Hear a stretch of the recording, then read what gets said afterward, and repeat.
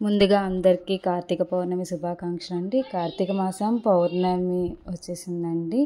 అంటే 15 రోజు కార్తీక పురాణంలో 15వ అధ్యాయం ఏంటో చూసేద్దాం. ఈ 15వ అధ్యాయంలో ముఖ్యాంశాలు ఏంటంటే కార్తీక దీపం వెలిగించాక ఒక ఎలుక దివ్య పురుషుడిగా ఎలా మారింది, ఆ ఎలుక యొక్క పూర్వజన్మ వృత్తాంతం ఏందో చూసేద్దాం. కథలోకి వెళ్ళే ముందు అందరికీ హాయ్, ఎలా ఉన్నారు? Welcome back to our channel. కథ ఏంటో చూసేద్దాం. ఏం చెప్తున్నాడో వశిష్ఠ మహర్షి. జనక మహారాజా, కార్తీక మహత్యం గురించి తిరిగి చెప్పుచున్నాను. కార్తీక మాసంలో విష్ణుమూర్తి ఎదుట నాట్యం చేయవాడు పాప విముక్తుడై వైకుంఠవాసి యగును. ద్వాదశి నాడు విష్ణువుకి దీపమాల నుంచివాడు వైకుంఠమునకు పోయి సుఖించును. శుక్లపక్షంలో సాయంత్రం కేశవుని పూజించేవాడు స్వర్గాధిపతి యగును.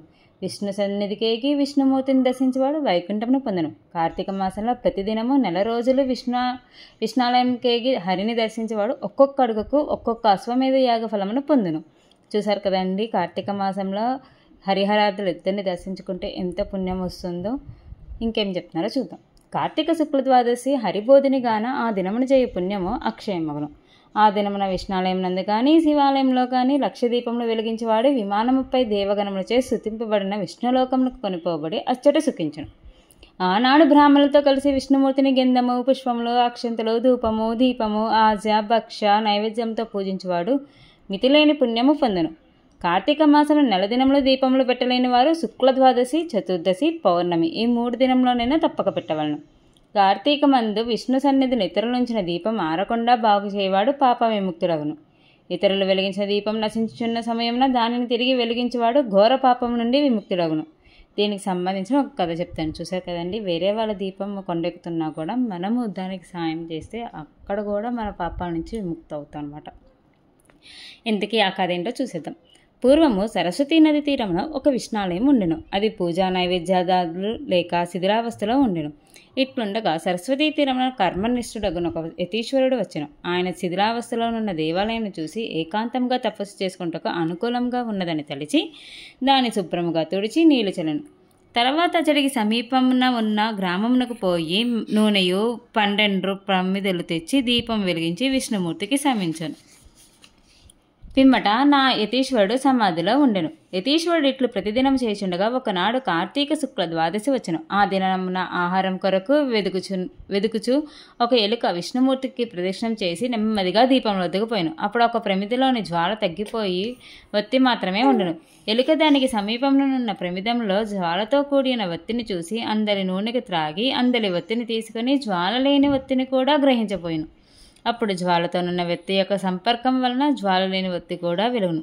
2 వత్తులను మండట వలన ఎలుక వాటిలోని నూనె త్రాగుటకు వీలు లేకపోయినది. ఆ విధంగా కార్తీక శుక్ల ద్వాదశి నాడు విష్ణు సన్నిధిని యతీశ్వరుడు వెలిగించిన ఒక దీపం ఆరిపోవచ్చున్న సమయంలో ఆ ఎలుక వెలిగించను. అందుచే దానికి విశేష పుణ్యం లభించును. మరికొంతసేపటికి ఆ ఎలుక పూర్వపుణ్యవశమున మరణించి ఒక దివ్య పురుషుడుగా మారిను. చూశారు కదండి, తెలియక చేసిపోయిన ఏ ప్రాణి ఏది పుణ్యం చేసినా కూడా మనకి ఆ పుణ్య ఫలితం అనేది ఇస్తుంది. అప్పుడే సమాధి విడిచి యతీశ్వరుడు దచ్చడికి వచ్చాను. యతీశ్వరుడు అచ్చట ఉన్న దివ్య పురుషుని చూసి ఆశ్చర్యపడి, నీవెవడవు, ఇచ్చటికి ఎలా వచ్చితివి అని అడగగా అతడు, నేనొక ఎలుకను. ఈ దేవాలయం నందుండి గడ్డి తంపుల మొదలగు వాటిని తిని నేను జీవించుచుంటిని. ఎలుకనకు నాకిప్పుడు దివ్యత్వము కలిగినది. ఇట్టి స్థితి నాకు ఏ పుణ్యం వల్ల కలిగినదో తెలియకున్నది. మహాత్ములకు మీకు తెలియని విషయంలో ఉండవు. పూర్వజన్మలో నేనెవరిని, ఏమి పాపం చేయటం వలన ఈ ఎలుక జన్మ పొందితిని? సర్వజ్ఞులైన మీరు నాకు ఈ రహస్యం తెలుపులని వేడుకున్నాం. అప్పుడు ఆ దివ్య పురుషుడిగా మారిన ఆ ఎలుక యొక్క పూర్వజన్మ వృత్తాంతం చెప్తున్నారు.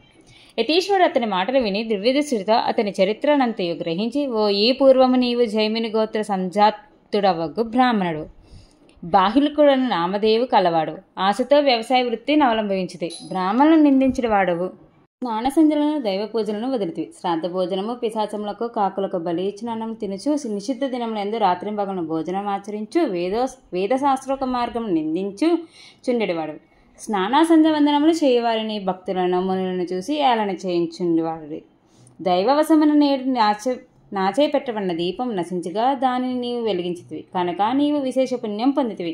ఇక ముందు హరిభక్తుడే శాశ్వతంగా వైకుంఠమునందు అని చెప్పాను. యతీశ్వరుడు చెప్పిన వృత్తాంతం విని ఆ దివ్య పురుషుడు ఆనందించి ఆ యతికి నమస్కరించి ఆయన అనుజ్ఞ పొంది సరస్వతీ నదికి పోయి త్రయోదశి, చతుర్దశి, పౌర్ణమి దినములందు స్నానమాచరించి పాప విముక్తుడై గొప్ప జ్ఞానం పొందిన.